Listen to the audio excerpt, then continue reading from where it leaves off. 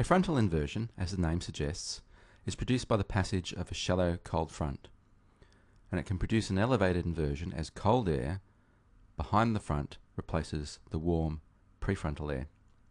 This is shown schematically on the right.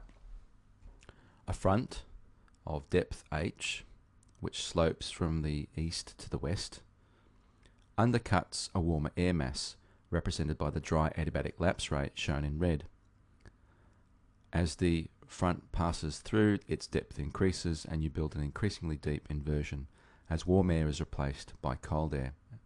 That produces the blue line as shown and the frontal inversion. At a frontal zone aloft, the sounding should show a clear-cut inversion separating the lapse rates typical of the warm air mass and the cold air mass behind the front, and there should also be a significant change in the wet bulb potential temperature across the frontal zone, and that tells us that there's two very different air masses, not just in terms of temperature but also moisture.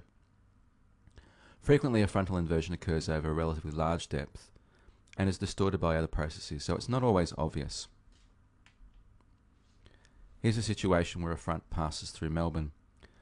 The MSLP chart in the top left shows northwesterly winds ahead of the front, and the chart on the right shows southerly to southeasterly winds behind the front over Melbourne. The trace shows marked cooling below 700 hectopascals in the past 12 hours, shown by comparing the blue trace to the red trace. It also shows significant drying during that period, but there's a saturated layer above 900 hectopascals and below 700 hectopascals. Indicated also are the wet bulb potential temperatures, and you can see that they're very different, representing two different air masses. So this inversion has been produced by the passage of a front. Here's an example where we don't have a front moving through but a trough. So on the top MSLP analysis you can see the dot dashed line to the west of Melbourne, and then the bottom chart it's moved into the Tasman Sea.